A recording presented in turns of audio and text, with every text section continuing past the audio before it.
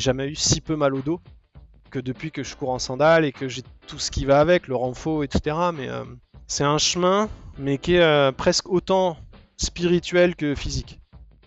À Londres, il y a 24% des athlètes olympiques qui ont des pathologies psychologiques. C'est factuel, il y a une étude. Pourquoi? Parce qu'il y a énormément d'athlètes, au moins ceux-là plus d'autres, disent moi, mon objectif dans la vie, c'est d'avoir la médaille. Bienvenue dans ce nouvel épisode du podcast Peace and Flow. Aujourd'hui, j'accueille Nicolas Cassier, coach en haute performance et dépolarisation. Il est aussi coureur en sandales à la philosophie minimaliste et team manager chez Penta Sandales. Parmi tout ce que vous allez découvrir dans cet épisode, le livre qui lui a permis de se trouver en tant que coureur et de savoir qui il voulait être dans la course à pied. L'élément indispensable à prendre en compte si on souhaite transitionner vers la course en sandales. Et pour finir, une anecdote sur l'événement qui l'a amené à repenser entièrement sa pratique de la course à pied. Sur ce, je ne vous en dis pas plus et je vous laisse apprécier mon entrevue avec Nicolas Cassier.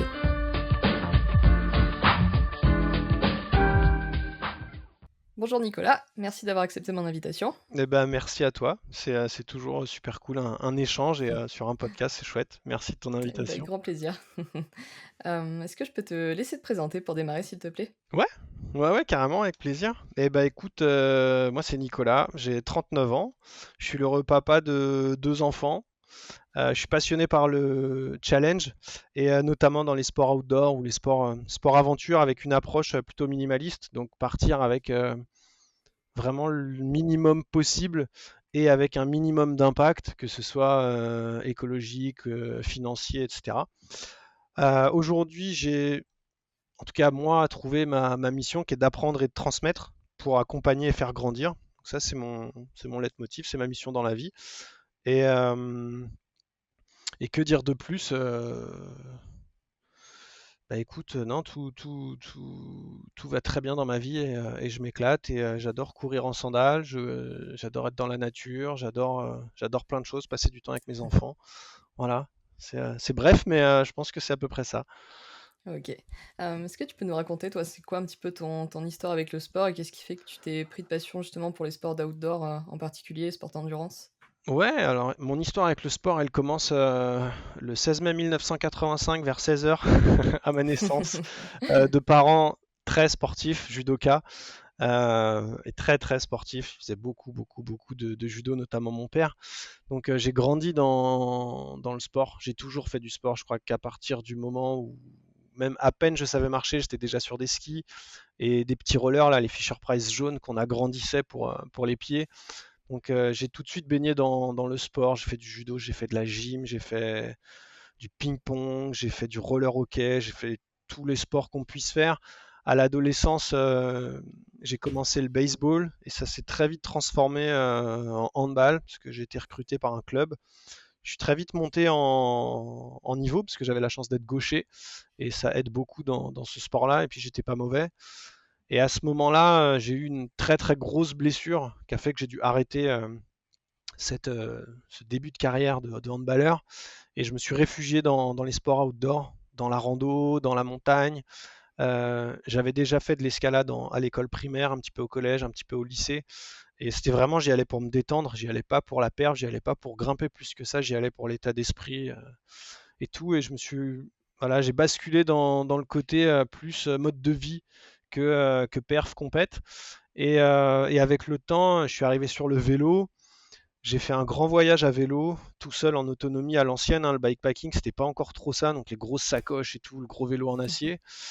Et en revenant de ce voyage, j'ai commencé à réfléchir et à me dire, ben, c'est super le vélo, mais à aujourd'hui c'est très lourd et ça m'empêche d'aller dans certains endroits, notamment, tu vois, en le laissant quelque part pour pouvoir aller faire un sommet ou quand tu as des endroits, tu vois un sentier, tu te dis ah bah ce serait trop cool. Et en fait, avec ce vélo qui doit faire 45-50 kilos, bah, tu peux pas passer là, alors que tu en as hyper envie. Et à un moment, je me suis posé la question, je me suis dit, bah, comment je pourrais aller dans cet endroit-là? Et il n'y a pas 25 000 solutions. On est né avec 2 jambes, 2 bras, une tête. On a la chance d'être en bonne santé. Bah, on va y aller voilà, en marchant. Et puis petit à petit, bah, je me suis installé, j'ai bossé, j'ai trouvé du boulot. Et en fait, je me suis pas dégradé physiquement, mais je me suis dit, oulala, Nico, si tu me mets trop dans le boulot, ça va pas le faire. Et du coup, Je pense que j'ai commencé à courir pour pouvoir aller dehors, parce que j'adorais être dehors, j'adore être dans la forêt, j'adore être dans la nature, j'adore tout ça. Mais il y a aussi un contexte physique, c'est-à-dire que moi, ça peut paraître très particulier, mais je veux pouvoir me regarder dans la glace en me disant c'est ok. Et j'avais besoin de me sentir physiquement éprouvé régulièrement pour me dire en plus c'est ok. Du coup, j'ai commencé à courir. Et puis, bah, je me suis bien fait piquer au virus de la course à pied. J'ai essayé je ne sais combien de modèles de chaussures. Et puis, je suis devenu ambassadeur pour la marque Altra il y a maintenant ça doit faire 7-8 ans. Et, et au bout d'un moment, j'ai eu pas une révélation, mais je me suis dit quand même, pourquoi je cours? Je cours pour être dehors, je cours pour pouvoir aller dans des endroits qui sont difficilement accessibles juste en marchant ou pouvoir en voir plus que si je marche juste. Et j'avais ce côté éthique, tu vois, dans ma pratique de ramasser quand je vois un truc sur un chemin, de faire attention à ce que je consomme, de pas acheter que des trucs tout emballés dans des plastiques, etc. Puis à un moment, j'ai regardé mes pieds, j'ai dit, enfin, il y a une dissonance, tu vois, il y a un truc qui va pas. Et je me suis dit, ok, comment je pourrais aujourd'hui courir en étant le plus éthique possible, à savoir en tout cas, à mon sens, local ou d'occasion. Et je me suis dit, ok, ces chaussures-là, elles sont fabriquées par des gens à l'autre bout du monde, qui sont peut-être même contraints de le faire, qui les mettront jamais, qui savent pas pourquoi ces chaussures sont faites. Et j'avais cette petite lumière du minimalisme qui s'était allumée au moment où j'avais commencé à me renseigner pour m'acheter mes premières chaussures et où on m'avait dit non, non, c'est une connerie, achète surtout pas ça, tu vas te blesser, tu sais pas courir. Alors qu'en fait, ça aurait été la meilleure des choses à l'époque. Mais voilà, et du coup, bah, j'ai regardé un peu. Je m'étais acheté une paire de sandales quelques mois auparavant. J'avais testé, mais c'était pas concluant. Et puis là, j'ai rencontré Panta et j'en ai mis une paire. J'ai été courir avec et je crois que j'ai fait un truc que je ne recommande à personne, c'est-à-dire que du jour où j'ai mis les sandales, j'ai plus mis les chaussures.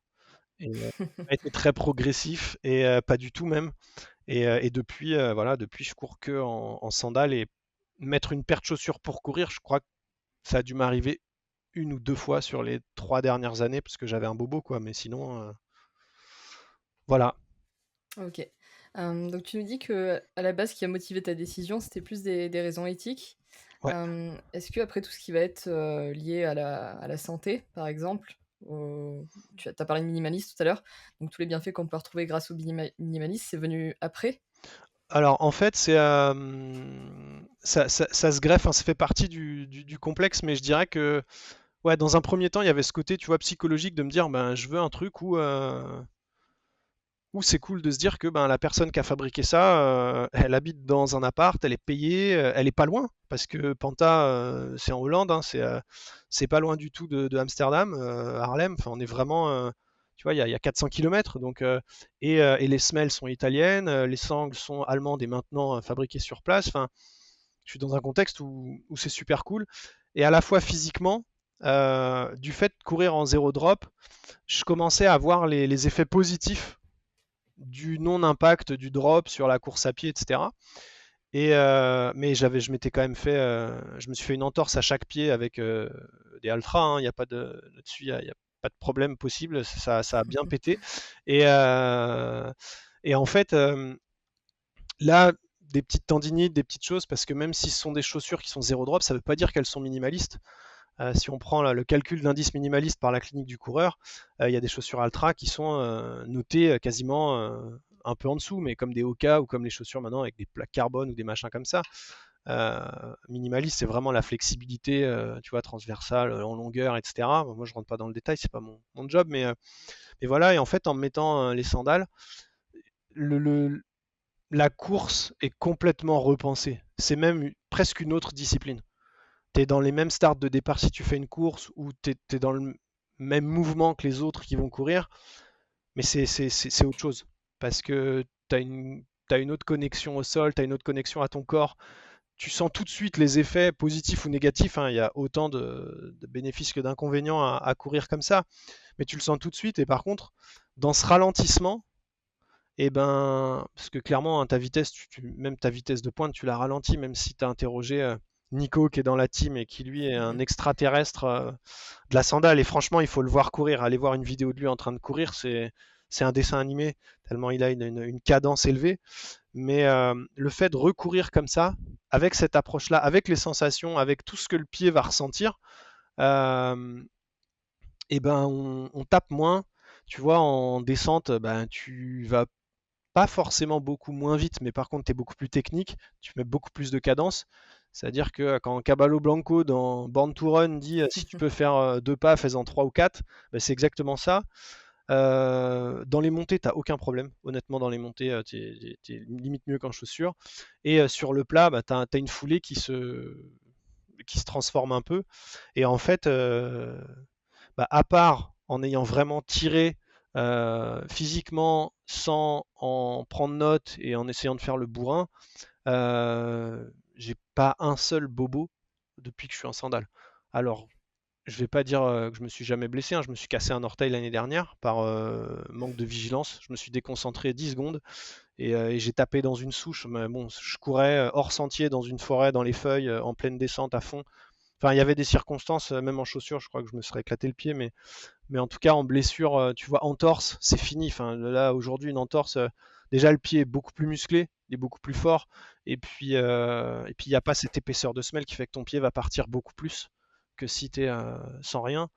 Et sinon, en bobo, non. Moi, j'ai trois vertèbres soudées suite à mon accident de hand. J'ai jamais eu si peu mal au dos que depuis que je cours en sandales et que j'ai tout ce qui va avec, le renfort, etc. Mais non, c'est un chemin, mais qui est presque autant spirituel que physique. Tu vois. Ok. Juste pour rebondir sur l'aspect performance, tu nous dis que la performance elle est légèrement amoindrie. Qu'est-ce qui fait que la performance baisse avec, en courant en sandales et ouais, pourquoi enfin, je me suis toujours demandé justement pourquoi, il y avait pas plus, d'athlètes élites qui faisaient la transition, donc j'imagine que c'est pour ça En, f- et ouais. En fait, enfin, quand je dis elle baisse, pour moi, dans mon boulot, la performance, c'est vraiment le nerf de la guerre en tant que coach de performance. Mais la performance, pour moi, c'est le donner le meilleur de soi-même à l'instant T. C'est être capable, au moment où je dis OK, c'est bon, ça part, d'être au maximum de mes capacités. Donc, tout le monde est performant. Maintenant, la performance en course à pied, quand je prends l'exemple de Nicolas qui fait 2,39 au marathon, en sandales, avec une des sandales les plus light qu'on ait dans la gamme, et en plus avec un degré d'usure que peu de gens supporteraient. Euh, Clairement, je dis pas qu'on peut pas être plus performant en sandales, mais euh, il y a un moment où la pratique change complètement, dans le sens où euh, on a un, il y a un entretien physique perso, je pense, qui est plus important si tu veux performer en sandales qu'en chaussures, parce que si tu commences à mettre de la charge et de la vitesse, forcément tu vas augmenter tes impacts, tu vas augmenter la casse de la fibre musculaire, tu vas augmenter euh, potentiellement le risque de chute en descente, de prendre des coups, de prendre des pierres, de prendre des choses comme ça. Alors honnêtement, aujourd'hui, dans toute la team, il n'y a pas de bobo de ce type, ou très très peu. Mais clairement, quand je parle de performance, quelqu'un qui veut s'aligner sur un 10 km avec des gens qui font de l'athlé à côté, avec qui ont des chaussures carbone, ça va être très compliqué d'aller aux avant-postes tout le long et de sortir un podium.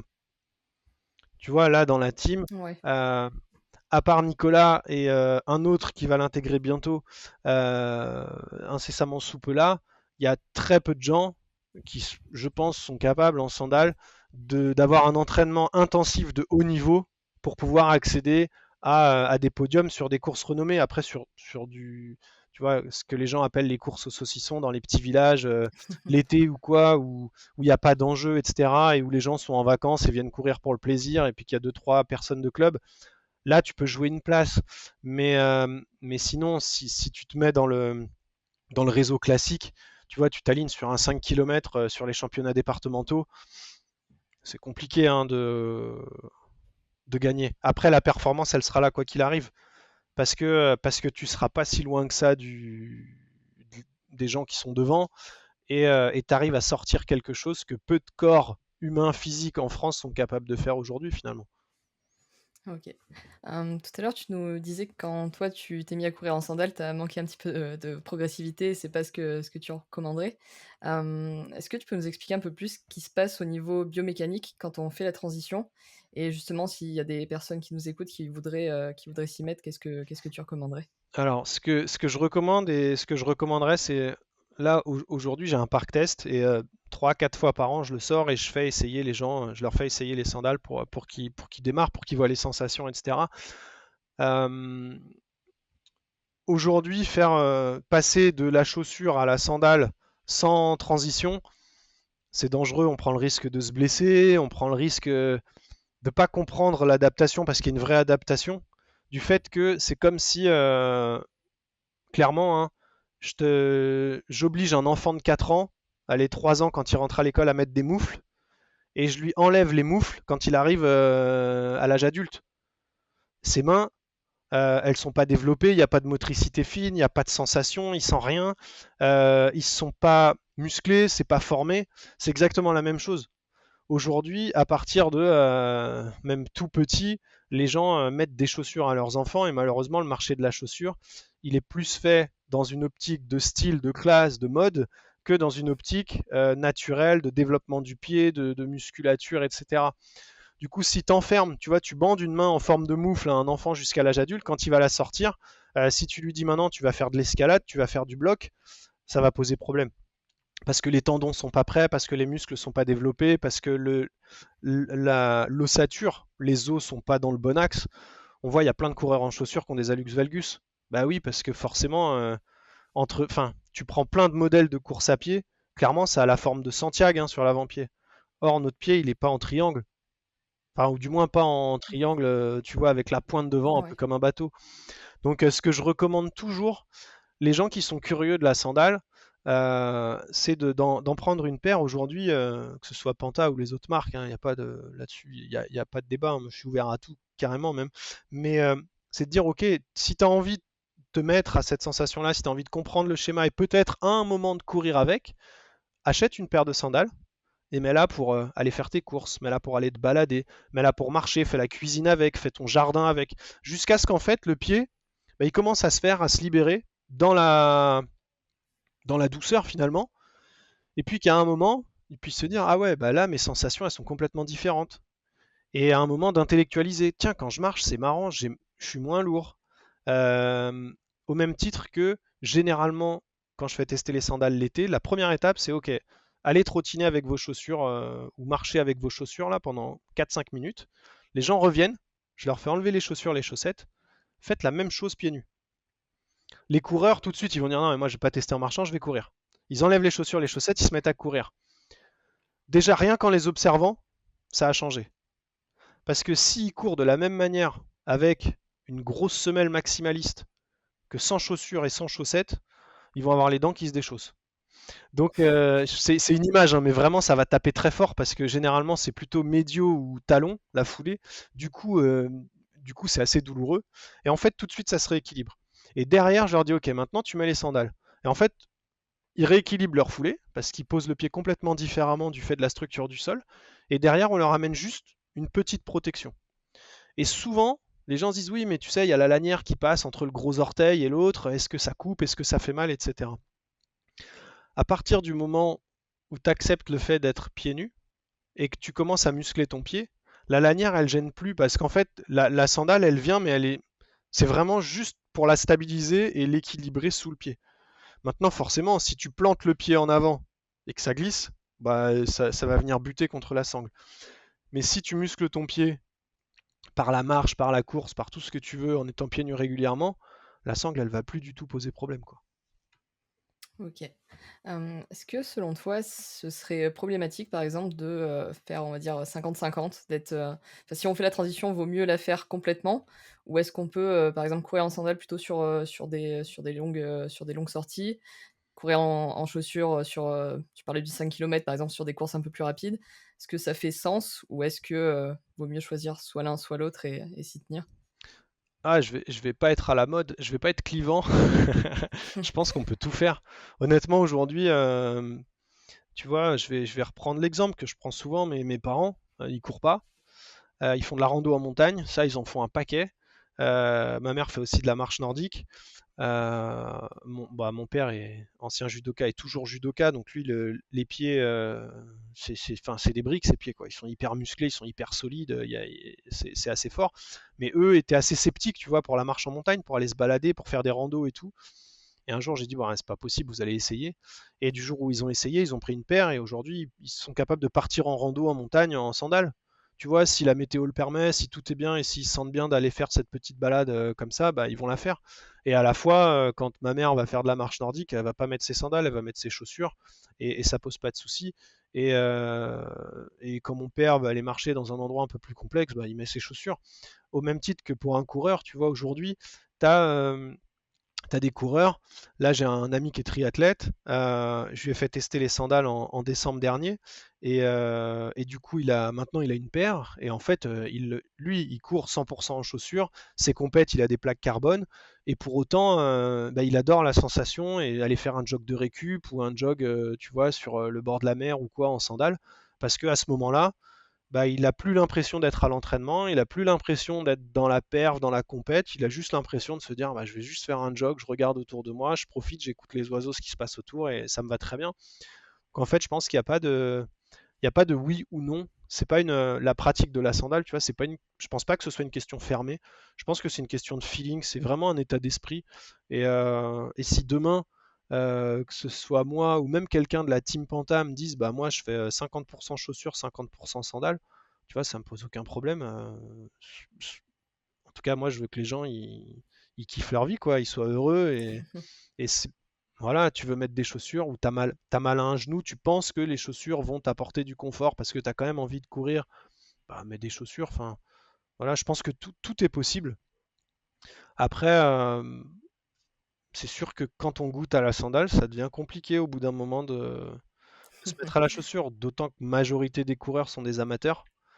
Et, euh, et les amateurs, souvent, j'aime bien poser cette question à LTT parce qu'il y a plein de gens, si tu leur demandes pourquoi tu cours, ils ont du mal à répondre à cette question parce qu'ils culpabilisent un peu et ils se disent bah je sais pas trop en fait pourquoi ils me posent cette question et tout. Et en fait beaucoup c'est juste bah ça me fait du bien, je suis content, je suis dehors, je m'occupe pas de mes enfants, de ma femme, de mon chien, de ma maison, c'est mon moment à moi. Là je suis ultra centré sur moi et je fais un truc qui me plaît à un instant T pendant une durée déterminée ou indéterminée. Et en fait et ben, le fait de le faire en sandales, c'est cool parce que ben, je prends encore plus de temps et du coup, je savoure plus l'état d'esprit que je suis venu chercher dans la course que le fait d'avoir fait mon 10 ou 15K sur un certain timing. Et en fait, tu vois, là, je peux prendre mon exemple perso, mais je pense que ce sera le cas pour tous les coureurs minimalistes. J'habite au nord-est de Paris. Pour les gens, c'est la Picardie, hein, clairement. Et pour les gens, c'est tout plat, c'est les champs de betteraves, alors que bah, nous, on est en pleine forêt, dans une petite vallée. Il y a des ruisseaux, il y a des chemins avec des pierres. Alors oui, il y a des champs, il y a des endroits, c'est moins fun que peut-être la montagne ou autre.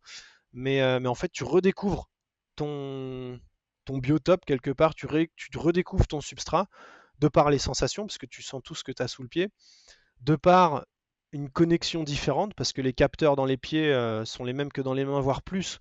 Donc en fait, toutes les sensations sont décuplées.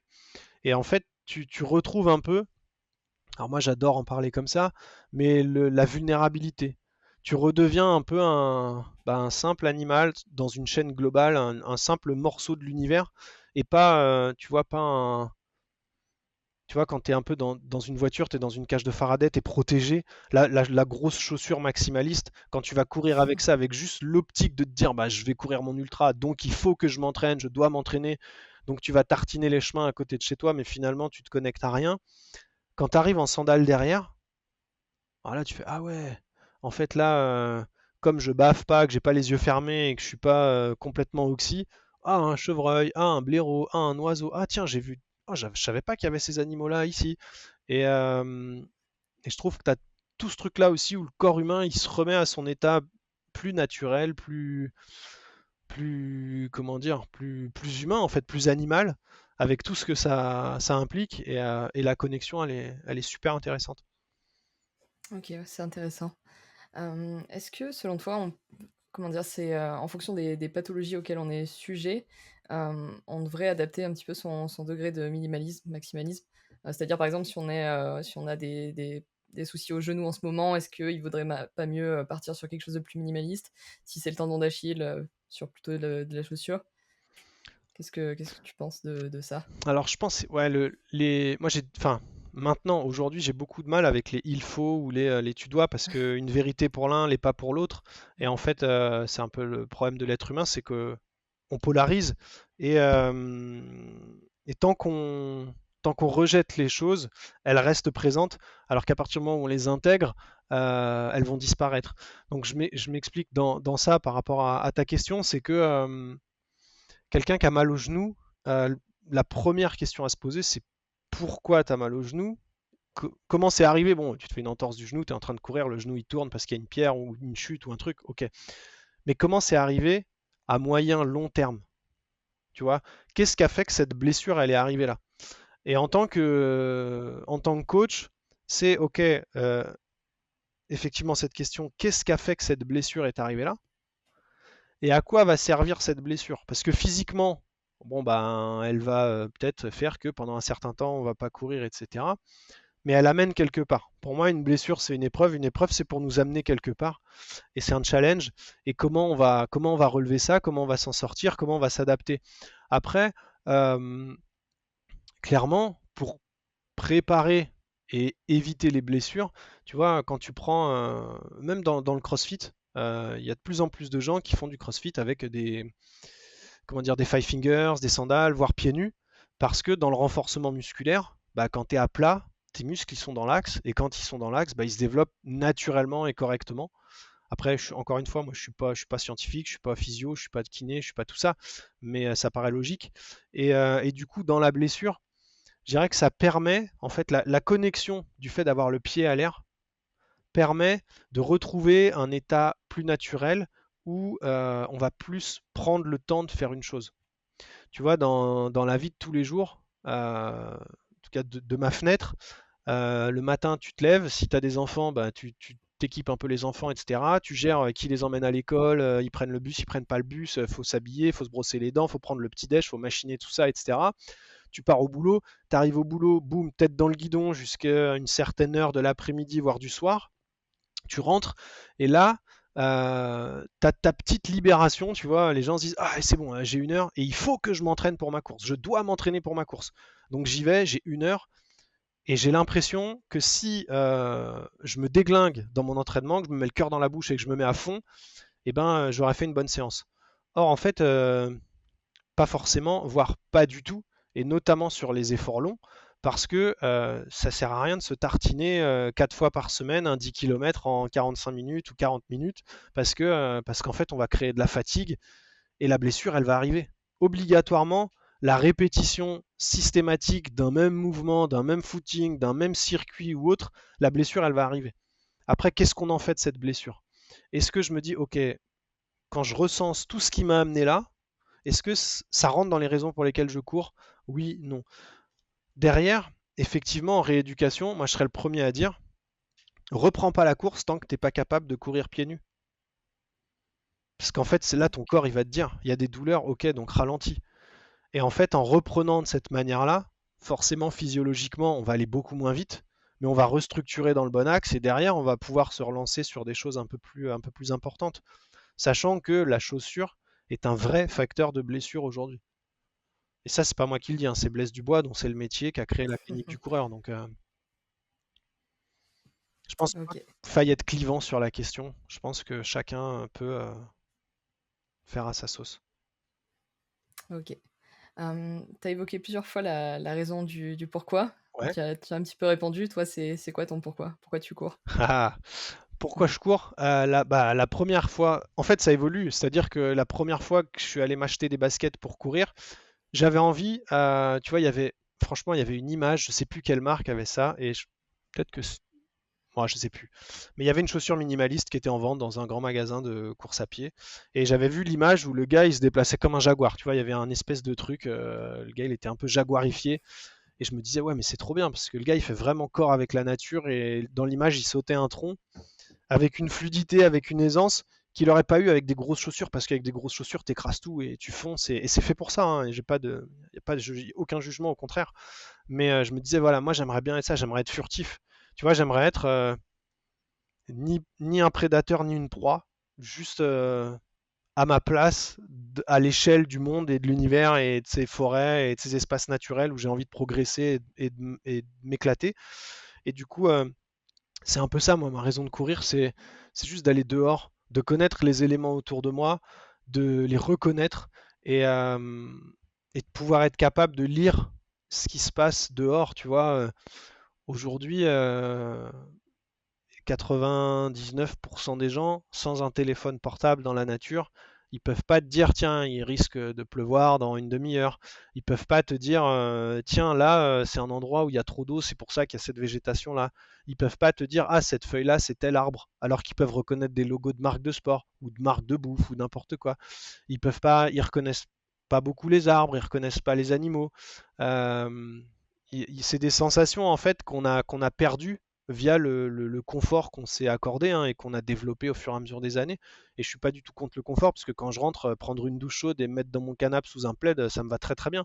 Mais, euh, mais vraiment, ce que j'aime, c'est d'aller dehors et de me mettre dans ma condition animale. Tu vois, la chose première, ouais, un être humain, pour moi, ça reste un animal. C'est un chaînon du monde. Et j'adore me retrouver là-dedans. Et aussi, ça je l'avoue, c'est de pouvoir aller titiller les limites de ce que je suis capable de faire. Parce qu'aujourd'hui, encore une fois, dans ce confort dans lequel on vit, on n'est jamais confronté à ça. Tu vois, je vois, mes grands-pères sont plus là, mais j'en ai un qui s'est évadé d'un camp de travail forcé pendant la Seconde Guerre mondiale. Clairement, il a vécu des mois et des mois dans une forêt à faire du charbon. Physiquement, psychologiquement, c'est autre chose que aujourd'hui ce qu'on vit, même si c'est un peu galère. J'en ai un autre qui a fait la guerre d'Algérie. Physiquement, ça l'a pas trop impacté, mais psychologiquement, ça l'a détruit. Et, euh, et en fait, voilà, aujourd'hui, on est dans un confort, on est en temps de paix, tout va bien, tout est rose, clairement. On a tout à portée de main, on a accès à tout. Euh, et ça me gêne pas. Mais j'ai envie de me confronter à vraiment à la réalité de notre condition humaine sur Terre. De me dire, voilà, là, quand je vais courir un ultra, je vais aller chercher des trucs qu'à part les animaux sauvages, personne va vivre dans sa vie. Tu vois, de se dire, bah là, je sais pas, il est 1 heure du matin, 2 heures du matin, ça fait 18-19 heures que je me déplace. J'arrive à un col, il gèle, il fait froid. Comment ça se gère, comment mon corps le gère, comment mon corps le vit. Ça m'intéresse, tu vois. Il y a un petit côté peut-être pas scientifique, parce que je suis pas du tout ingénieur ou scientifique, mais d'aller chercher ça, ouais. Ok. Mis à part justement les sandales, quels sont un petit peu les éléments que tu mets en place pour te sentir au plus près de la nature, le plus connecté à ton environnement? Est-ce qu'il y a d'autres choses que tu mets en place justement pour pousser ça le plus loin possible? Bah, tu vois, tout à l'heure, je te disais, dans la démarche minimaliste, j'englobe vraiment tout. Après, je suis pas anti-conso, hein, je suis pas tout ça, mais j'aime bien le local ou d'occasion dans le maximum des choses. C'est un peu je sais pas, une maxime, j'en sais rien, mais j'aime bien ce terme que je me suis créé, local ou d'occasion, de me dire soit je trouve un truc qui est fabriqué pas trop loin de chez moi et c'est ok de l'acheter neuf parce que il va pas prendre un bateau, parce que éthiquement en tout cas ça me correspond. Soit je prends quelque chose d'occasion parce que je me dis je donne une seconde vie à un truc effectivement qui a peut-être traversé le monde, mais si j'en achète un nouveau, ça veut dire qu'il y en a un nouveau qui va traverser le monde, alors que là, bah, celui-là, il est déjà là, il a déjà été utilisé. Et plutôt qu'il reste dans un placard ou qu'il se dégrade ou qu'il voilà, bah, moi je vais le réutiliser et on est OK. Donc quand j'aborde la pratique, c'est ça, tu vois, j'en parlais très récemment avec un athlète. Je lui disais, moi, là, il y a une quinzaine de jours, on a couru avec un copain le VVX, là, Volvic, c'est un trail de 80 km. Et, euh, et je disais à cet athlète, je disais, moi, tu sais, j'avais des pochons, des sacs congélation, et que je remplis avec ce que j'aime manger. Et à la fin de la course, ils sont vides, je les nettoie et je les remets dans mes affaires de trail parce que je vais les réutiliser. Et ça, j'essaie de le faire au maximum. Tu vois, c'est ce genre de petits gestes, ce genre de petites choses, en se disant, bah, la seule chose que je veux laisser derrière moi quand je vais dans la nature, c'est rien. Tu vois, juste la laisser comme elle est. Et forcément, il y aura l'empreinte des sandales parce que ça, dans la terre meuble, tu peux pas y couper. Mais en dehors de ça, je veux rien. Tu vois, je veux un souffle parce que c'est ce qu'on est à l'échelle humaine. C'est ce qu'on laissera le jour où on quittera cette terre d'une manière ou d'une autre. Et, euh, et c'est l'impact que j'ai envie de faire. C'est voilà, t'es passé sur un chemin, et c'est tout. Mais il y a rien. Il n'y a pas besoin de le graver dans un arbre, de faire un trait au sol, de balancer un papier, non, non, derrière moi, rien. Tu vois, je j'ai pas prétention à laisser une empreinte ou un truc, et ça me va bien. Et moins j'en laisse, mieux c'est. Ok. Tout à l'heure, tu parlais de Born to Run, Ouais. le fameux bouquin. Est-ce que tu peux nous dire un petit peu, toi, à quel moment tu as rencontré ce livre dans ta vie et qu'est-ce qu'il représente pour toi? Waouh, bah, c'est un des rares livres que j'ai lu plusieurs fois. Je suis pas un grand lecteur. Euh, Qu'est-ce qu'il a fait? En fait, il m'a fait repenser la course à pied. Parce que quand je me suis mis à courir, j'ai dit qu'il y avait un truc entre le côté rester potable, en tout cas à mon sens physiquement, et puis continuer de faire du sport, et un sport dans lequel je puisse me déplacer partout, tout le temps, quand j'ai envie, et qu'il n'y ait pas de limite, puisque un corps humain, il peut passer partout quasiment. Et en fait, à un moment dans la course à pied, je t'ai dit, je suis allé dans le magasin, le gars m'a dit surtout achète pas ces chaussures minimalistes, tu sais pas courir, tu vas te blesser. Encore une fois, c'est le pire conseil qu'on m'ait donné dans un magasin, mais c'est fait. Et j'avais gardé cette idée-là. Et en fait, à un moment où j'ai commencé à progresser, à pas faire des perfs, hein, mais à progresser, à être un coureur moyen, bah, je me suis posé des questions. Je me suis dit, ok, ben, la course à pied, comme plein d'autres sports qui paraissent innés, qui paraissent logiques, ça reste un sport, ça reste une discipline. Donc forcément, si je veux progresser maintenant, faut qu'il y ait un apprentissage, faut qu'il y ait de la recherche, faut qu'il y ait tout ça. Et, euh, et je me suis dit, ok, comment est-ce que j'ai envie d'apprendre? J'aime bien bouquiner, enfin, je suis pas un grand lecteur, mais j'aime bien bouquiner, j'aime bien aller dans les bouquins et tout. Et mais je me suis dit plutôt en enlever qu'en rajouter. Et j'ai regardé un peu ce qui se faisait, et je vois deux trois commentaires sur Born to Run, et je me dis ben ça a l'air trop cool. En plus, à l'époque, bah, c'était l'époque où Scott Jurek, il était encore sur les courses, etc. Donc on le voyait, Anton Kourpika, c'est une époque où il était encore sur des grosses courses. Et lui, il en avait parlé. Et du coup, Jen Shelton, avec qui il faisait pas mal de sport et tout, bah, on la voyait aussi. Et en ski de rando, en course à pied, etc. Donc Anton n'y est pas, mais Jen Shelton et Scott Jurek sont dedans. Et je me dis, bah, en plus, c'est les États-Unis, tu vois, niveau nature, ils ont quand même des trucs extraordinaires. Bon, bah, vas-y. En plus, c'est un livre d'aventure, donc c'est facile. C'est pas un truc, tu vois, où on te dit la course à pied, tu dois poser le pied comme ci, comme ça et tout. Et en fait, c'est cette espèce de bouquin. Enfin, franchement, c'est une œuvre d'art parce que c'est pas un roman, c'est pas, c'est pas, enfin, c'est une histoire, mais c'est bon, c'est un journaliste qui l'a écrit, donc oui, quelque part, c'est journalistique, c'est un témoignage, c'est ce qu'il voit et ce qu'il vit à ce moment-là. Et en fait, là-dedans, je me retrouve. Je me dis, ouais, c'est comme ça que je veux courir, c'est ça qui m'anime. Moi, je veux être comme eux, tu vois. Je veux être un petit animal dans la nature et manger trois poignées de maïs, boire du pinole et pouvoir courir 150 bornes. Franchement, ça fait rêver, quoi. Avec un bout de pneu de bagnole et une sangle en cuir dans les pieds, en pagne et avec une bouteille d'eau dans la main. Et du coup, bah, ce livre, franchement, c'est une révélation. C'est un livre que je conseille à toutes les personnes qui courent parce que honnêtement, ça permet de se trouver en tant que coureur. En tout cas, moi, ça m'a permis de me trouver en tant que coureur. Ce bouquin-là, il m'a ouvert une porte énorme sur qui je souhaitais être dans la course à pied. Ouais, je te rejoins complètement là-dessus et je le recommande aussi à tous nos auditeurs. C'est vraiment, ouais, c'est vraiment une référence ce Ah, bouquin c'est ouais, pour tous ouais, les passionnés de, clairement. ouais, de course à pied. À ton avis, comment est-ce que les mentalités pardon, vont évoluer dans les années à venir selon toi vis-à-vis de la chaussure? Est-ce que tu penses que on va voir de plus en plus de coureurs en sandales? Est-ce que tu penses que c'est quelque chose qui va se démocratiser ou pas forcément? Alors factuellement, ça évolue. ça évolue beaucoup. On le voit au niveau de Panta, puisque on a un nombre de commandes qui évolue de jour en jour, de mois en mois et d'année en année. Et c'est assez exponentiel. Il y a de plus en plus de gens qui s'y intéressent et qui utilisent et qui commandent. Donc oui, il y a il y a une démocratisation, il y a une envie. Et je pense que ça a de l'avenir. Après, je pense que c'est comme tout. Il y a un équilibre qui, je pense, se fera à un moment. Parce qu'encore une fois, c- il y a, il y a autant de gens qui vont aimer courir en sandales, pardon, que de gens qui vont préférer courir en chaussures. Donc je pense que c'est un superbe outil, même pour soi-même. Moi, clairement, et j'en parle régulièrement avec Roald, qui est le fondateur de la marque. Ma rencontre avec Panta, elle a changé ma vie, mais vraiment. C'est pas juste j'ai mis des sandales et je suis allé courir. Non, ça a changé énormément de choses pour moi. Et je pense que ça peut le faire pour beaucoup de gens parce qu'on revient à une espèce de simplicité basique de retour aux sources. Et à la fois, en achetant une paire de sandales comme ça, on achète un symbole parce qu'encore une fois, c'est local, c'est fait avec des mains localement, c'est fait avec des produits locaux.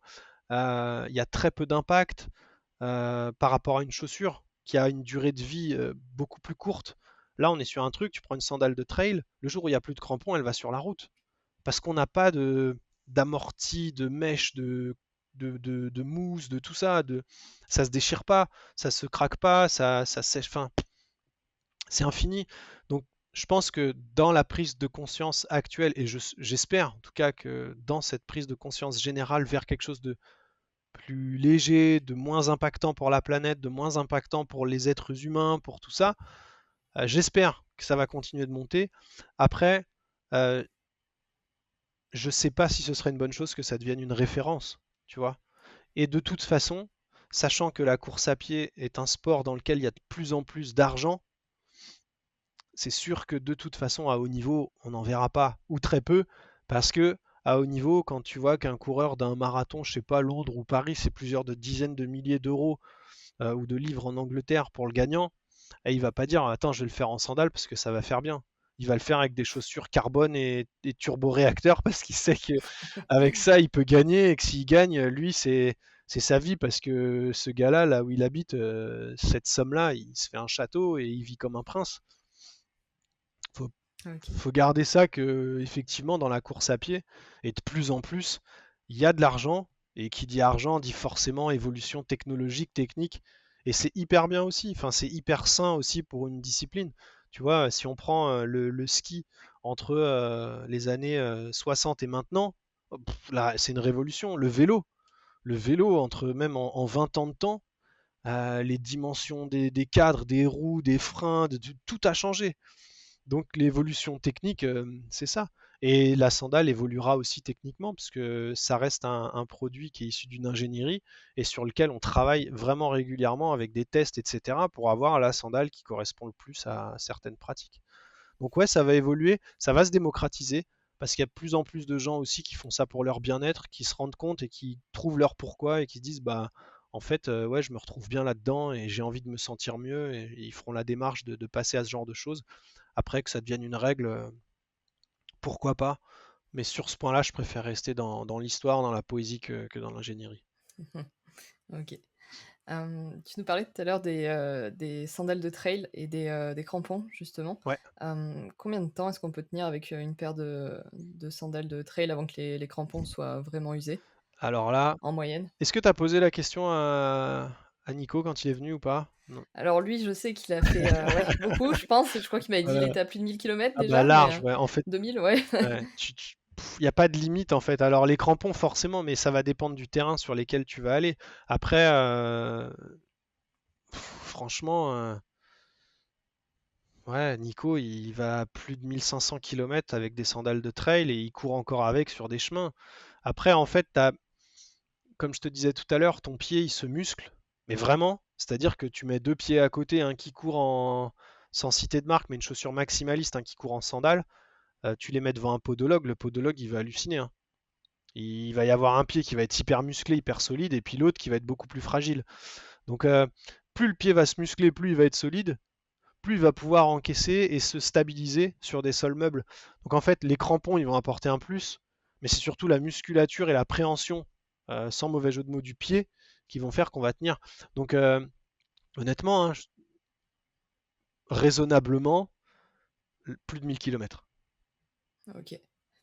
Une question aussi que j'ai pas pensé à à poser à Nico justement, c'est, pour tout ce qui va être, course dans le froid, l'hiver, la neige, est-ce que ça pose problème d'être en sandales à ce niveau-là? Ah ouais? Est-ce qu'il y a des précautions à prendre? Ouais, ouais, il fait froid l'hiver dans la neige. Euh, alors clairement, la neige, l'hiver en sandales, les coureurs en sandales, on y va quand même. Généralement, on met des chaussettes à orteils. Je vais citer OK. Injinji, qui est la marque de référence de chaussettes à orteils. Personnellement, tu vois là, bah, sur l'ultra qu'on a fait à Volvic, on en a mis aussi pour éviter un peu les frottements et pour gérer un peu la fatigue. Parce que ça protège quand même un tout petit peu, mais ça protège quand même un peu le pied des frottements et puis de certaines parties où tu peux avoir un peu de poussière, que ce soit un peu rugueux. C'est plus confortable avec des petites chaussettes, même très fines, que pieds nus. Maintenant, pour l'hiver, ben, la neige c'est froid. La pluie c'est froid, le vent c'est froid. Donc dès que tu descends sous les, je dirais, 7-8 degrés, dès que tu es en dessous, si c'est sec et qu'il y a du soleil, il n'y a pas de problème, hein, tu peux courir jusque 2 heures. Ce sera peut-être un petit peu douloureux un moment, mais c'est pas non plus catastrophique. Par contre, en dessous, si ça commence à être humide, s'il y a de la neige, clairement, la neige, le problème, c'est que tu sois pieds nus ou en chaussettes, elle va faire un, tu sais, au début, ça va fondre, après, ça va geler et ça va venir un peu coller. Et là, cette gangue, elle fait très mal. Donc l'hiver, moi, je sais que perso, je suis assez sensible. Il m'arrive de rentrer avec des onglets régulièrement, c'est-à-dire que les pieds ils sont rouge, violet, vif au niveau des orteils, et ça met une demi-heure, trois quarts d'heure à revenir correctement. Après, c'est un choix, mais sinon, les chaussettes marchent très bien, et, euh, et j'espère que d'ici quelques mois, on aura la possibilité de montrer quelque chose qui permettra de courir l'hiver dans la neige sans problème, tout en restant en OK. sandales. Mais c'est dans les tuyaux, c'est dans les carnets. J'en dis pas plus, mais on est dessus. OK. Tu nous as parlé plusieurs fois de Panta Sandales. Ouais. Tu nous as expliqué un petit peu, ouais, comment tu as rencontré la marque. Est-ce que tu peux nous dire un petit peu comment a évolué justement ta relation, avec la marque et à quel point tu t'impliques dedans, aujourd'hui? Yes, et ben Panta, ça doit faire maintenant, ça va faire 3 4 ans que j'ai mis ma première paire. Et tout de suite, en fait, j'ai vraiment accroché et j'en ai parlé tout de suite. C'est-à-dire que je leur ai envoyé un message en leur disant, voilà, franchement, je m'y retrouve. Je suis à ma place dans ces sandales-là. Alors, il y a des gens pour qui ça va paraître très bizarre, hein, mais c'est un moment de ma vie où je me suis posé beaucoup de questions, où j'avais déjà commencé des études pour continuer enfin, mon chemin personnel, ma mission de vie, etc. Et en fait, voilà, à ce moment-là, les sandales, elles sont arrivées à un moment où ça me permettait de faire exactement ce que je faisais, ce que je voulais mettre en place dans le pro sur le côté physique. Et en fait, ça se rejoignait parce que éthiquement, etc., bah, enfin, ça a fait un combo gagnant, disons. Et en fait, je leur en ai parlé et ça a matché du point de vue du feeling. Donc, c'est vrai que au bout de quelques mois, à force d'en échanger, etc., de faire des retours, de discuter avec Roald, je suis devenu ambassadeur très très rapidement. Je pense que j'ai été pas le premier, mais dans les premiers ambassadeurs de la marque. Et puis, bah, moi j'aime l'équipe, je suis fédérateur, j'aime faire partager aux gens les choses. Donc on a fait un parc test, j'ai organisé quelques petits événements, des tout petits événements, vraiment des trucs, tu vois, où voilà, on était 4-5.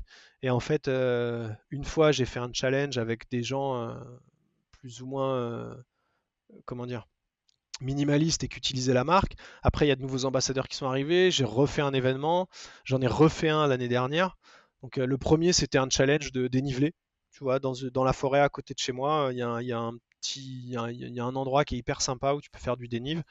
Et c'était un challenge d'une heure, 2 heures ou 3 heures. Il fallait faire le max de dénivelé possible sur un aller-retour en Y, un peu comme le V de Gravel, mais, euh, mais avec moins de voitures et plus d'oiseaux. Et en fait, ça s'est hyper bien passé. Donc, on a fait des photos. Il y a des gens qui venaient, qui passaient, qui ont essayé les sandales aussi. Enfin, tu vois, on a fait un truc tout simple mais super sympa avec après un barbecue. Enfin, voilà, top. La deuxième fois, j'ai organisé un 6 heures. Donc là, vraiment depuis chez moi. Et les gens sont venus, ils pouvaient camper dans le jardin. Donc, on a campé, on était 5-6. Pareil, je voulais toujours ce côté challenge. Donc, il fallait courir 6 heures autour de mon village. C'est une boucle de 2,5 km avec 60, enfin, un peu moins de 60 mètres de dénivelé. Mais pendant 6 heures, c'était assez costaud. Et puis l'après-midi, on prenait un bain froid. Le soir, j'avais fait un brasero. Donc, on est tous autour du feu à manger le barbecue et tout. Le lendemain, petite balade, échange. Et puis tout le monde rentre. Et puis l'année dernière, bah, j'ai refait exactement la même chose. Mais là, avec la team qui avait pas mal gonflé. Donc, des gens qui sont venus de Hollande, de partout en France pour venir passer le week-end à la maison. Et là, on a fait un run vraiment communautaire. Donc, le but, c'était pas de faire un challenge, c'était de courir tous ensemble, tous avec la tenue, un peu en mode ambassadeur comme les grandes marques, mais vraiment, voilà, tu vois, à la cool. Je faisais découvrir l'endroit. Moi, j'étais en convalescence de mon orteil cassé, donc je les suivais en vélo. J'ai fait pas mal de photos. Et puis après, pareil, bain froid, soirée autour du feu, camping, le lendemain, rando, et puis on est allé faire des petits exercices de prep mentale, de méditation et de visualisation dans la forêt. Super cool. Et puis, bah, c'est à ce moment-là que Roald, le soir, dit, bah, Nico, si tu veux entre guillemets, la fonction, le poste, je te nomme Team Manager France. Et c'est venu comme ça. Et là, depuis un an, bah, du coup, je m'occupe d'intégrer et de l'intégration des athlètes de la team ambassadeur. Je m'occupe bah, des événements qu'on fait. Après, il y a des ambassadeurs qui ont leurs propres événements sur lesquels bah, je me rajoute, je me greffe un peu pour amener bah, des supports de communication, le parc test, des choses comme ça. Et puis on avance aussi sur les testings, sur le développement de la marque, sur comment on veut agir sur le marché, sur la France. Et voilà, on travaille sur l'image, on travaille sur les produits, on travaille sur le design, on travaille sur tout ce qui va permettre de développer la marque au-delà de juste l'équipe. Et puis voilà. Ok. Je crois pas qu'on l'ait dit, mais c'est constitué en... Enfin, c'est quoi les matériaux utilisés pour fabriquer la sandale? Alors, majorité des sandales, quasiment, alors là de tête comme ça, mais sans y réfléchir, quasiment toutes. On est sur du caoutchouc Vibram italien. Donc les semelles Vibram, c'est, tu sais, le petit logo jaune. Toutes les chaussures de rando un peu haut de gamme, les chaussures de trail haut de gamme, souvent quand il y a marqué Vibram sur un petit octogone jaune, c'est que c'est le top du top. C'est cette marque-là. Donc je crois que toutes les semelles viennent de chez Vibram. Donc c'est une plaque de caoutchouc, un Vibram. Du côté sol, en tout cas, c'est Vibram. Du côté pied, là, c'est des matériaux allemands, italiens aussi, majoritairement. D'autres marques, mais qui permettent d'avoir, alors, soit une accroche, soit un confort, soit comment dire, soit une approche un peu différente. Mais tu vois, on a du cuir italien, tanné végétal, ça c'est vraiment pour le confort. C'est super sympa sur les terrains secs, c'est vraiment très bien. Et puis ça prend vraiment la forme du pied. Après, on va avoir des sols qui vont être plus orientés sur la boue, qui vont permettre d'adhérer, même s'il y a de la boue, même si c'est humide, ce qui est hyper important parce que sur le marché aujourd'hui, on n'a pas de concurrent qui ait cette accroche-là, qui ait autant d'accroche en tout cas sur la sandale. Et après, on va avoir des sols qui vont plus être étudiés pour être performants un peu partout. Tu vois, pour pouvoir pallier à une petite pluie ou à une grosse pluie sur la route. Tant qu'il n'y a pas de boue, ça glisse pas, hein, mais il y a des choses plus ou moins glissantes, donc voilà. Et puis après, des choses plus ou moins confortables avec différentes épaisseurs. Mais voilà, les matériaux, c'est ça. Et c'est vraiment, alors, j'allais dire c'est très simple, et à la fois c'est extrêmement technique, parce que pour trouver le bon assemblage de ces deux pièces, il faut tester tous les matériaux, il faut tester toutes les conditions. Donc c'est pour ça que l'équipe d'ambassadeurs est très importante, parce que ça permet dans tous les niveaux, encore une fois, tu vois, on a Nico et quelqu'un d'autre qui va arriver qui sont plutôt des athlètes de haut niveau. Mais après, tout le reste, on est des gros amateurs, mais passionnés par ces sandales-là. Et du coup, on va les tester. Tu vois, elles sont testées au Pays de Galles, elles sont testées au Danemark, elles sont testées dans le sud de la France, dans des terrains secs et cailloux. Elles sont testées en Picardie, elles sont testées dans Paris, elles sont testées partout de manière à voir comment elles s'usent, comment ça marche. Est-ce que finalement cet ensemble d'une semelle plus d'un ce qu'on appelle le footbed, ce qui est du coup de la semelle de propreté, fonctionne bien et on avance avec ça. Ok. Est-ce que tu connais le nom de, enfin l'origine du nom de la marque? Et Alors, s'il y en a une? ouais, en fait, Panta, c'est un faune, tu sais, c'est un peu, quelque part, c'est un peu une des images qu'on peut avoir de Dionysos, de ce petit bonhomme mi-homme, mi-chèvre, qui joue de la flûte de Pan et qui protège les voyageurs dans la forêt, dans les montagnes, dans la nature. En fait, c'est un peu ça l'idée de ce petit bonhomme qu'on voit sur tous les packages, sur les t-shirts, sur le logo de la marque. C'est ça. C'est ce Panta. C'est Ok. mi-chèvre, mi-homme, une espèce de dieu qui protège les voyageurs dans la mythologie qu'on s'est un peu recréée.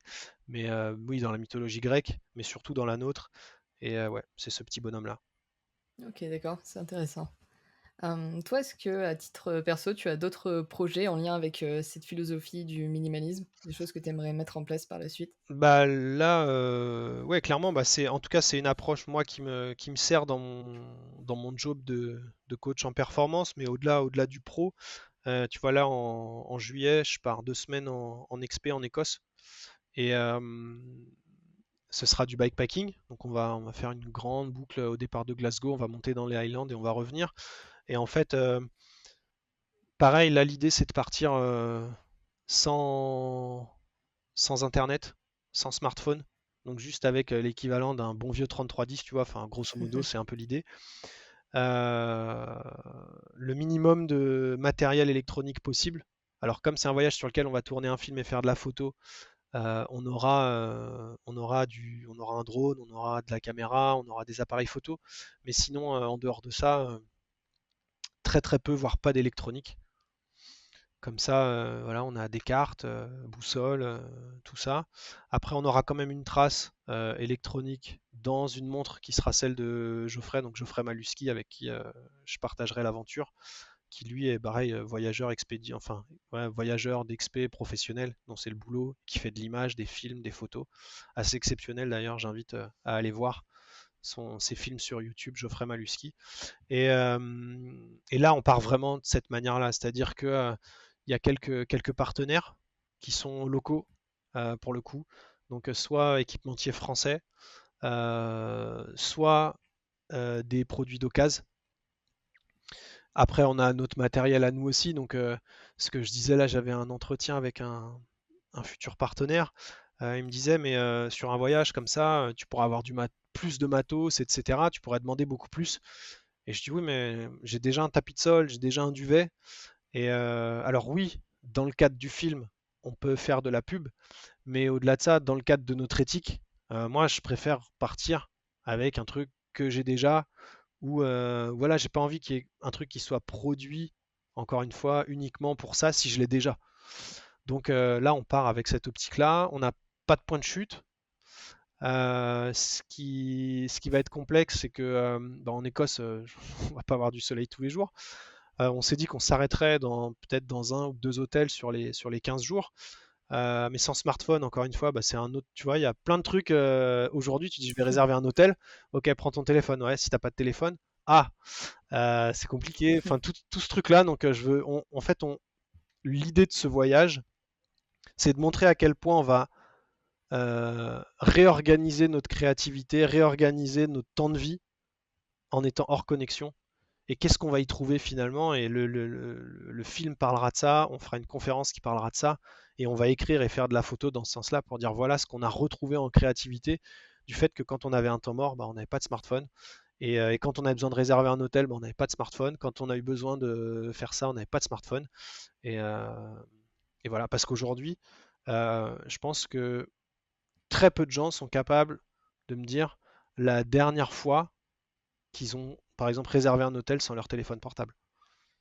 Tu vois, et si moi je me regarde sur les 15 dernières années, je sais pas. Je, voilà. Donc On va aller rechercher cette créativité-là. Donc ça, c'est le prochain. Et puis après, il y a d'autres choses qui se préparent pour l'année prochaine, etc., mais qui sont encore de l'ordre de l'idée et pas encore figées dans le marbre. Ok. Le départ est prévu pour quand, tu nous as Le dit? 7 juillet, on prend le Ok, bateau. ok. Ouais, c'est intéressant comme philosophie. Moi, c'est vrai que j'avais pas mal voyagé aussi un peu plus jeune et j'aimais beaucoup voyager de cette manière-là, sans téléphone, juste en demandant aux locaux, voilà, où est-ce qu'on peut trouver un hôtel, où est-ce qu'on peut trouver tel bus. Et c'est vrai que c'est intéressant, ça permet à la fois de se reconnecter à son environnement et d'apprendre à se débrouiller, à revenir un Ouais, petit peu aux sources bah, c'est finalement. ça, Donc faire des ouais, rencontres et puis être là. Voilà, quoi qu'il arrive, tu vis au jour le jour, tu es là pour découvrir. Donc que ce soit dans les mauvais moments comme dans les bons moments, c'est l'école en fait. Mais la vraie école, celle du terrain, en tout cas moi celle que j'aime, celle qui m'a le plus formé jusqu'à maintenant, et celle où j'ai envie d'aller de temps en temps. Après, c'est sûr que c'est compliqué parce que j'ai une vie de famille, parce que j'ai des enfants, j'ai une femme, j'ai une maison, et à partir 2 semaines, c'est un gros challenge aussi. Ça fait partie aussi du complexe global, mais, euh, mais ça fait partie de moi et je pense que ça va être un truc génial. ok. Juste un mot sur ton activité, c'est vrai qu'on n'en a pas trop parlé. Donc on peut dire que tu es coach en haute performance et dépolarisation. Est-ce que tu peux nous expliquer un petit peu ce que ça signifie? Alors, comment expliquer ça facilement? La dépolarisation, en fait, c'est de se dire que un humain, un être humain classique, il fait très vite des raccourcis, des généralités sur notamment, par exemple, des traits de caractère et des perceptions. C'est-à-dire qu'à partir du moment où il dit, eh ben, je sais pas, mon père est égoïste, il en fait une généralité, son père est égoïste. Et en fait, il rejette ça.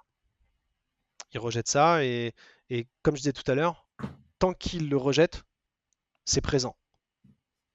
Et il va commencer à s'en libérer quand il va l'intégrer.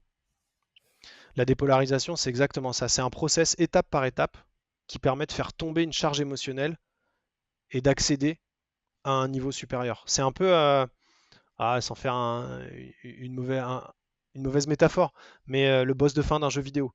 Tu vois, dans ce jeu vidéo, t'es polarisé, t'avances, t'avances, t'avances, t'arrives à un boss. Parce qu'en fait, le fait que tu sois polarisé sur un trait de caractère d'un adversaire, sur une perception que tu veux pas donner, sur quelque chose que tu maîtrises pas, tu restes polarisé dessus, tu te bloques dessus. La dépolarisation, c'est le boss de fin. Et c'est un process étape par étape qui va te permettre de te libérer de cette charge émotionnelle et d'aller sur autre chose. Voilà. Et ça permet à des gens vraiment de se transcender, de passer sur des sujets, des expériences de vie, des choses. Alors, c'est plutôt orienté sur des gens qui recherchent ça. Mais les gens qui viennent chercher ces réponses-là, c'est des changements extraordinaires. Honnêtement, c'est même des changements de vie. Enfin, clairement, c'est impressionnant ce que ça transforme les gens. Et je peux en parler à titre perso, puisque quand je me suis lancé dans cette formation-là, je ne pensais pas que je changerais autant et je verrais les choses si différemment aujourd'hui et de continuer de les découvrir aujourd'hui, quoi. Ok. T'aurais une petite étude de cas, un exemple qui t'avait particulièrement marqué là-dessus? Ouais, ouais, j'ai un exemple sans citer de nom, parce que bon après il y en a eu plusieurs dans ce cas-là, donc je peux en parler, ils se reconnaîtront pas forcément. Mais de l'inceste, une personne qui a vécu avec le fait d'avoir été incestée dans sa jeune enfance en fait, avant 10 ans, et qui aujourd'hui est adulte, qui aujourd'hui a un super job, réussi dans la vie, etc., mais complètement bloqué quant à la réflexion de l'éducation de sa fille, quant à l'éducation de son fils, quant à comment est-ce que je gère ça, quand j'avais jamais parlé à son mari, quand avait jamais, enfin, tu vois, il y a tout un truc, un secret, mais une charge émotionnelle énorme, tu vois, un truc dans le bide très très très très lourd, et qui a pu voir des psys, donc psychologues, psychiatres, qui a pu voir des hypnotiseurs, qui a pu voir tout un tas de personnes avec qui finalement elle a trouvé un confort, mais elle ne s'est pas débarrassée de la charge. Et en fait, encore une fois, je reprends cette phrase qui n'est pas de moi, hein, qui est de John de Martini, qui est éminemment connu pour le développement personnel aux États-Unis. Tout ce que tu rejettes reste présent tant que tu l'intègres pas. Et en fait, par la dépolarisation, par ce process, je l'ai amené à la gratitude pour cette personne-là. Ça paraît fou, mais en fait, dans la dépolarisation, on part du principe que dans toute situation de vie, il y a autant de bénéfices que d'inconvénients à ce qu'elles se produisent. Et que toutes ces situations, elles sont là pour nous amener quelque part. Et en fait, dans le process, eh ben, elle a eu un collapse, elle a switché, elle a tremblé, elle a pleuré, elle a vraiment vécu un truc très très très fort physiquement, parce qu'en fait, elle s'est rendue compte que sans ce moment-là dans sa vie, elle serait pas où elle est là aujourd'hui. Il n'y a pas que ça, il y a toute une construction. Mais le process a permis ça. Et à la fin de la séance, qu'est-ce que tu as envie de lui dire à cette personne-là? Et là, elle me répond, bah en fait, j'ai envie de lui dire merci. Avec des larmes. Et là, tu te dis, bon, ben voilà. Et en fait, aujourd'hui, elle vit sa vie, elle en a parlé à tout le monde. Elle évolue, elle a plus de problèmes, elle a plus de tabous. Enfin, franchement, ça paraît incroyable. Il y a plein de gens, il y a plein d'auditeurs qui risquent de se dire, mais c'est quoi ce truc-là, n'importe quoi, etc. Je vous garantis que c'est vrai. Et de toute façon, que ce soit à l'académie ou chez moi, c'est satisfait ou remboursé. Donc là-dessus, il y a pas de débat. Donc celui qui a envie de se lancer dans une transformation profonde, il peut le faire sans problème parce que de toute façon, on va arriver au résultat. Ok, bah écoute, moi je te remercie pour le partage, ça me parle beaucoup. Pour conclure l'interview, j'ai 3 petites questions rapides à te poser. Donc pour la première, tu as peut-être déjà répondu, on va on va voir tout de suite. C'est est-ce qu'il y a un livre qui t'a particulièrement marqué durant ta vie? Bah, je vais pas reprendre Born to Run du coup. Forcément. Ah, il y en a deux. Franchement, il y en a deux. Il y en a un, c'est le premier livre que j'ai lu en entier. Et c'est un peu la honte, mais j'étais en troisième. J'avais jamais lu un livre en entier jusqu'en troisième. Je trichais systématiquement. Enfin, je trichais. Je lisais les résumés, j'étais un bon tchatcheur, donc je m'en sortais pas trop mal. Mais je suis une légende parce que il m'a permis de finir un premier livre. Et ça, c'était trop bien. Et je me suis senti grandir en ayant fini ce livre. Et je remercie, je crois qu'elle s'appelait Madame Timsit, ma prof de français, qui m'a fait lire ce livre. Et un autre livre, il y en a plein, hein, mais un qui, je sais pas, comme ça qui me vient, c'est Pourquoi j'ai mangé mon père. Et ça, je sais pas, c'est pareil. Je pense que c'est un des bouquins que j'ai dû lire au lycée ou ouais, sûrement au lycée. Et qui m'a dit bah ouais tu peux t'éclater avec un livre pour lequel qu'on t'a imposé et y trouver des choses et après bah il y a tout le théâtre français toute la tragédie grecque ça enfin, je suis complètement fan mais ouais comme ça de but en blanc pour moi perso ouais je suis une légende et Pourquoi j'ai mangé mon père qui n'ont rien à voir avec ce que je fais actuellement et tout ça mais dans ma construction qui joue beaucoup. OK. 2e question, c'est, quel est le souvenir que tu aimerais laisser derrière toi? Donc tout à l'heure, tu nous as dit que tu voulais pas laisser forcément de traces. Donc je pose la question, c'est vraiment dans le sens, un, humble du terme. un truc que j'aimerais laisser euh, je sais pas, un souffle. Tu vois un truc où t'es en montagne, là, il fait beau et tout, t'as un panorama de dingue devant toi et il y a un petit vent frais là. Et voilà, je voudrais laisser ça. OK. Et pour terminer, est-ce que tu aurais une petite anecdote de sport à nous raconter? Ça, c'est compliqué, hein. J'en ai plein, plein, plein. Euh, Ouais, ouais, ouais. Alors, faut que je la choisisse. Je te l'ai dit tout à l'heure, hein. J'en ai plein et c'est très compliqué de la choisir parce que il y a des anecdotes où je me suis fait très peur. Il y a des anecdotes, il y en a plein. Je pense que la meilleure, c'est et c'est arrivé plusieurs fois, c'est le fait que j'ai appris que en se blessant gravement ou moins gravement, encore une fois, ça nous ramenait sur notre mission, ça nous ramenait à un vrai pourquoi. Et du coup, je vais pas prendre un truc extraordinaire, mais je vais prendre ma deuxième grosse entorse de cheville en montagne. C'était à Ossois il y a 4-5 ans. On part en vacances en famille à Ossois, donc c'est à la montagne, c'est une toute petite station très familiale, sublime. Si vous adorez un endroit simple où il n'y a pas grand monde, où on peut manger des super pizzas et passer du bon temps en famille, c'est l'endroit rêvé. Et en fait, c'est un moment où je m'entraînais encore beaucoup, beaucoup. Je faisais encore je m'inscrivais à tout ce que je pouvais. J'étais à travers la France tous les mois. Et pendant les vacances, bah, je le fais encore, mais un petit peu moins. Je me levais très très tôt le matin, j'allais courir en montagne et j'arrivais à 10 heures avec les croissants. Et moi, j'avais fait une sortie de 4-5 heures et je m'étais éclaté. Et ça, je le faisais 2-3 fois dans la semaine. Et en fait, le deuxième matin, je pars et je me dis, ouais, demain matin, super, c'est les vacances, ça y est, demain matin, je fais il y a une pointe qui s'appelle la pointe de l'observatoire. Je monte, ça faisait un sacré paquet de dénivelé. Je redescends à fond et je suis OP. Et j'y vais super confiant, super bien. Je monte au train et tout. Et la descente, je me dis, ok, là, c'est que de la descente. Tu vas à fond, tu te poses pas de questions. Et il y a à peu près, je sais pas, peut-être un peu plus, ouais, peut-être, ouais, un peu plus de 2000 mètres de dénivelé négatif. Donc ça fait beaucoup de descente. Et je pars à fond, à fond, à fond, à fond. Je prends la confiance, je prends la confiance, je prends la confiance.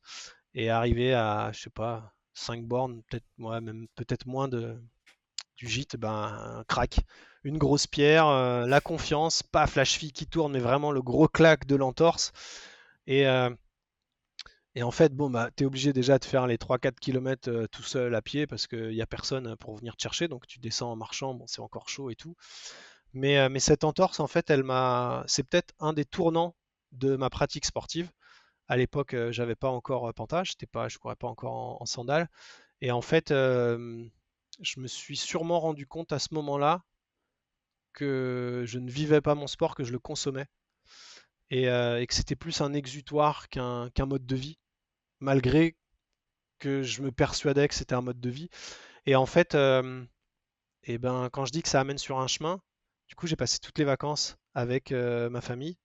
J'ai été beaucoup moins courir, j'ai pris beaucoup plus de temps avec mes enfants, et ça, c'était top. Et à partir de ce moment-là, c'est là que j'ai commencé quand je suis revenu de cette blessure, à me mettre encore plus au minimalisme, à me mettre aux sandales, à redécouvrir mon corps, à redécouvrir ma reconstruction, à redécouvrir ma pratique, parce que forcément, j'avais plus du tout la même, et à, et à retrouver ma famille aussi, avec qui ça pouvait être tendu à certains moments, parce que bah, je rentrais le soir, j'allais courir, à repenser complètement toute cette pratique pour plus qu'elle ait d'impact sur ma vie de famille et plus que j'aille me dire bah là j'y vais, je me déglingue et je rentre comme ça c'est bon. Non, au contraire, plus partager. Et peut-être qu'elle est super simpliste comme anecdote, mais quand je la regarde comme ça avec du recul, je me dis que c'est peut-être une des plus importantes finalement, même si elle n'est pas spectaculaire.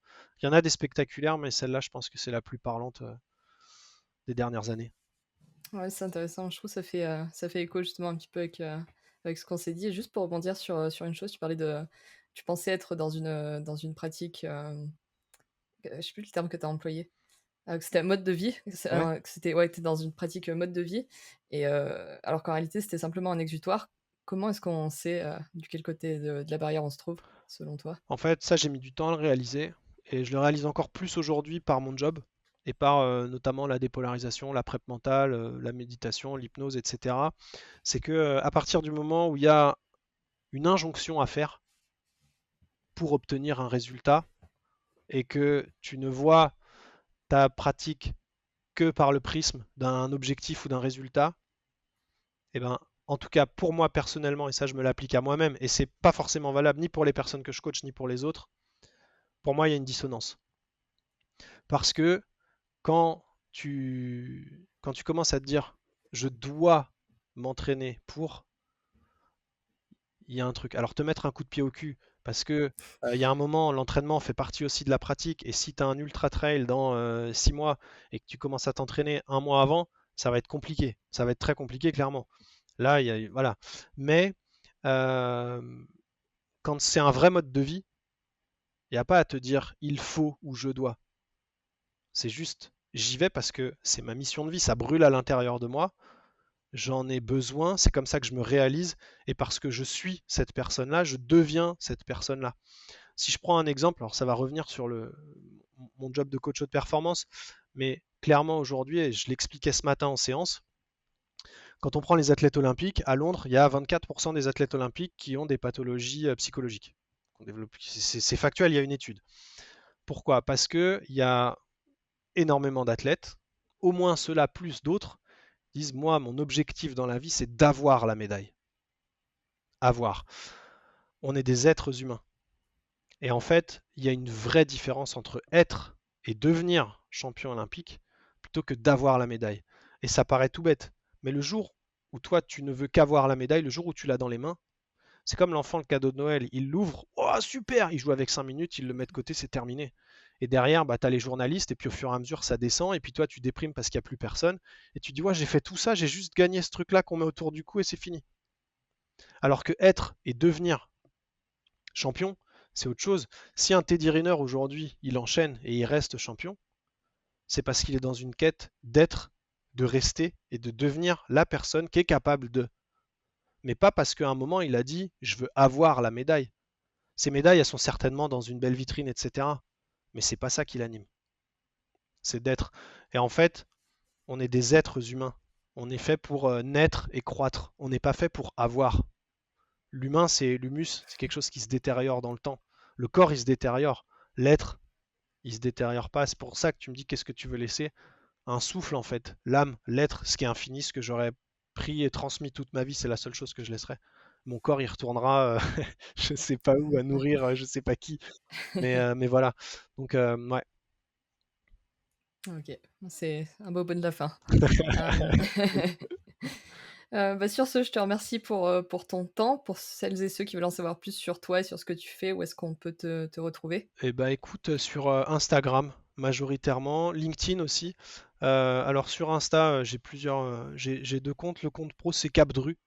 Donc le cap comme le cap, la destination, ou alors l'abréviation de course à pied, et Dru, D-R-U-S, comme ces deux sommets qui sont dans la vallée de Chamonix, donc Cap Dru. Et sinon, Nicolas Cassier. Déjà, si vous tapez Nicolas Cassier dans Google, vous allez trouver les pages Insta, et puis mon site internet, et puis le LinkedIn sur lequel, pareil, j'ai un LinkedIn pour Cap Dru et j'ai un LinkedIn pour moi, mais ils se recroisent, hein. De toute façon, c'est à peu près les mêmes messages. Donc voilà, LinkedIn et Instagram. Ok.